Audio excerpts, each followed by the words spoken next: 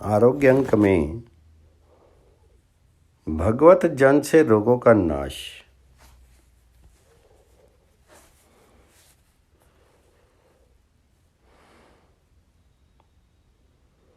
भोग अपवर्ग अर्थे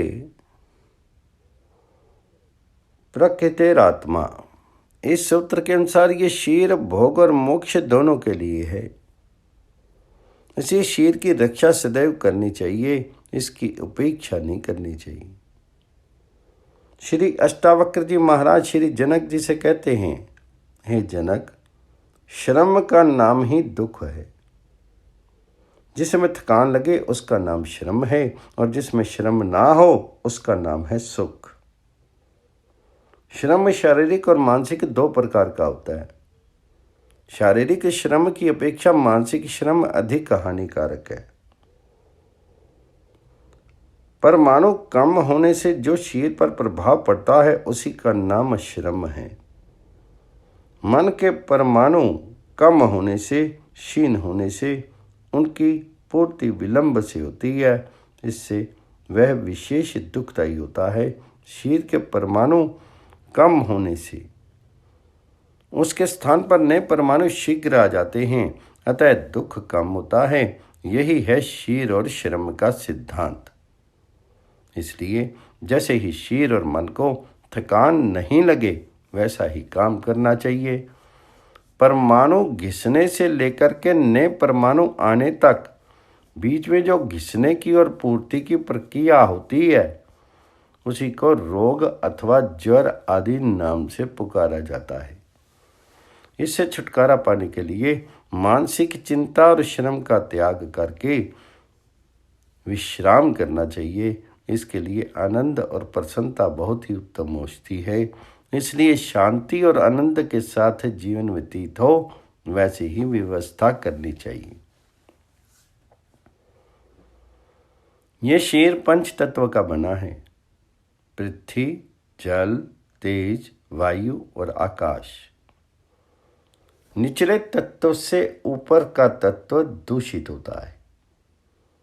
जैसे जल से पृथ्वी, मिट्टी मिले तो जल कीचड़ युक्त हो जाता है। तेज अर्थात अग्नि में जल डालें तो धुआं पैदा होता है। यही बात जगत के सभी पदार्थों के विषय में समझनी चाहिए। नीचे का तत्व ऊपर के तत्व से शुद्ध होता है। जैसे गंदा जल उबालने से शुद्ध होता है, तेज वायु से शुद्ध होता है, अर्थात अग्नि बिना वायु के नहीं जलती। उसी प्रकार वायु आकाश से शुद्ध होता है, अर्थात बंद स्थान का वायु दूषित और खुले आकाश का वायु शुद्ध होता है। इन बातों पर अच्छी तरह विचार करके साधक को इन्हें अपने जीवन में लाना चाहिए। श्रम करने से शरीर के जो परमाणु घिसकर नष्ट हो जाते हैं वे मल के रूप में बाहर आते हैं। उन परमाणुओं की पूर्ति के लिए शरीर के अंदर से जो आवाज आती है उसी का नाम है भूख। इसलिए शरीर को जीवित रखने के लिए आहार की आवश्यकता होती है। शरीर के परमाणु तो आहार से मिल जाते हैं परंतु उससे थकान नहीं मिटती है।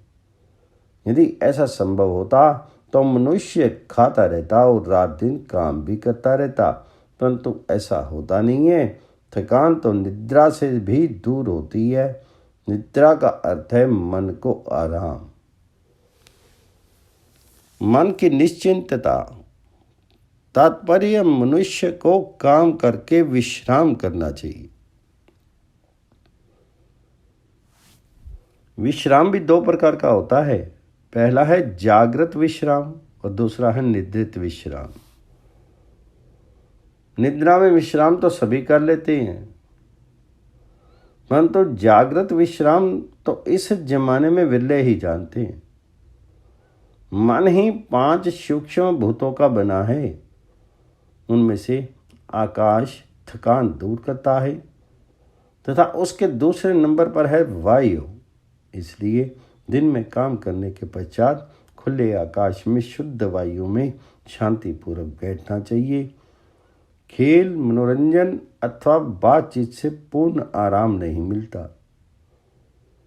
शांतिपूर्वक प्राकृतिक सौंदर्य को देखते हुए निर्विचार अवस्था में अथवा आत्म विचार में बैठने से पूर्ण विश्राम मिलता है। बहुत लोग कहते हैं कि हम अमुक काम करने से बहुत थक जाते हैं, अतः अब वह काम नहीं करेंगे। परंतु सत्य बात तो यह है कि मनुष्य काम से कम थकता है, परंतु चिंता करने, बहुत बोलने और क्रोध करने, इन 3 बातों से बहुत थकता है। इसे एक उदाहरण में समझे। एक मनुष्य 1 घंटा भगवान नाम लिखने से उतना नहीं थकता जितना 1 घंटा बोलने से थकता है। इसलिए मनुष्य की आवश्यक होने पर भी बहुत कम बोलने का अभ्यास करना चाहिए और अपने सभी नियमित करने चाहिए। अपने सभी काम नियमित करने चाहिए। दिन में करने वाले कार्यों की एक सूची प्रातःकाल में तैयार कर लेनी चाहिए और सायंकाल उसका निरीक्षण करना चाहिए। जो काम हो गए हों उसे चिन्हित कर लेना चाहिए। रोग, दुख और दर्द पाप के फल हैं। ये पुण्य और भगवत जन के बिना समाप्त नहीं हो सकते। इसी अधिक से अधिक भजन करना चाहिए। भगवान नाम जप से दुख मिटता है। ये मेरे अनुभव की बात है। जप और भजन से ही मेरे बहुत से दर्द मिटे हैं। मुझे दमा हो गया था। मेरे एक मित्र ने कहा कि अब ये शरीर के साथ ही समाप्त होगा। जो दमा मुझे वर्षों से पीड़ा दे रहा था, भगवत भजन करने से वह एक रात में ही ना जाने कहाँ छूमंतर हो गया। एक बार मैं बहुत बीमार पड़ा। डॉक्टर भी निराश हो गए, परंतु प्रणव के जप से मैं ठीक हो गया। एक समय अचानक ही मेरे सिर और कान में बहुत तेज दर्द प्रारंभ हुआ, परंतु वह भी 1 घंटे में समाप्त हो गया। ये सब भगवान जी की दया का प्रताप है। मनुष्य को बहुत दयालु होना चाहिए। अंतःकरण में दया होना और मन एवं शरीर से ईश्वर का भजन करना। किसी का अपमान तो कभी ना करें, परंतु किसी की भलाई करने का अवसर हाथ से ना जाने दें। अभिमान मत करें, अपने दोष देखते रहें, सबके प्रति कपट रहित सरल वाणी बोलें। इतना करें तो दुख और दर्द में परमात्मा शीघ्र आराम करते हैं। ईश्वर का भजन करने वाले व्यक्ति के जीवन में विघ्न और दुख आते तो हैं, परंतु थोड़े समय में ही चले जाते हैं।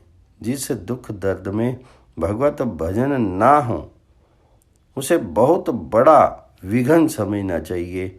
निष्काम कर्म का एक यही फल है कि भगवान जी का भजन अधिक से अधिक हो। रोग से छुटकारा पाने के लिए दवा और ईश्वर भजन, यही 2 उपाय हैं। जहाँ दवा नहीं काम करती वहाँ ईश्वर भजन काम करता है। हारे को हरि नाम। भगवान नाम जप समस्त रोगों को मिटाने का अमोघ साधन है। इसलिए दुख और रोग में मनुष्य को दवा के साथ भगवत भजन भी करना चाहिए। रोग मात्र पाप का फल है और सुख पुण्यों का फल है। दुख, रोग और पापों का नाश करने में निष्काम कर्म जैसा कोई अन्य उपाय नहीं। परमात्मा की निष्काम सेवा से सभी दुख और रोग नष्ट हो जाते हैं। प्रभु भोग और मोक्ष दोनों के दाता हैं। इससे भगवान जी का भजन निष्काम भाव से करना चाहिए। हरि ओम तत्सत।